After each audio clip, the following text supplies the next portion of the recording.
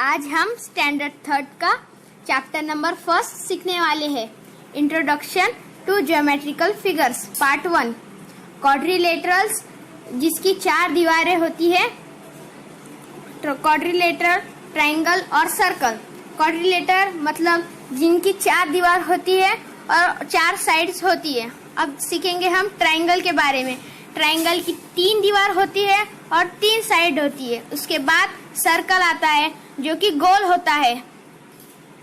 उसके बाद हम देखेंगे कि ये जो पिक्चर है तो उसके फिगर कौन सी है, रेक्टेंगल, सर्कल है या ट्रायंगल है। तो अब ये टीवी का फिगर है तो ये टीवी का जो फिगर है तो उसको रेक्टेंगल बोलेंगे। फिर आता है कैरम बोर्ड। फिर कैरम बोर्ड का फिगर, आपने तो कैरम बोर्ड देखा ही होगा। कैरम बोर्ड का शेप तो स्क्वायर ही होता है तो उसकी 2 दीवारें अलग साइड की है और 2 दीवारें अलग साइज की है। उसके बाद आता है कैरम बोर्ड। कैरम बोर्ड की 4 दीवारें सेम है तो इसलिए हम उसको स्क्वायर कहेंगे। इस तरह से ये सब शेप्स है। कैरम बोर्ड स्क्वायर के जैसा है, इसकी 4 दीवारें और 4 साइज एक जैसी होती है। तो यहाँ स्क्वायर बनाना है और लिखना है।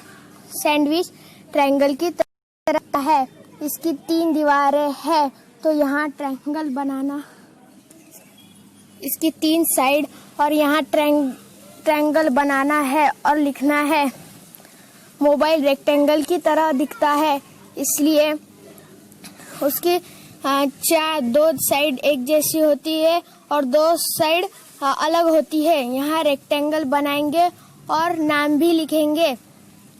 अब ये गोल सर्कल के जैसा है, अब ये रिंग है, इसको गोल सर्कल कहते हैं। तो यहाँ सर्कल बनाएंगे और लिखेंगे। अब हमने इसकी पिक्चर बनाए हैं और उसके नाम भी लिखे हैं। देखो, टीवी का है रेक्टेंगल, कैरम बोर्ड का है स्क्वायर, सैंडविच का है ट्रायंगल, मोबाइल का है रेक्टेंगल और रिंग का है सर्कल।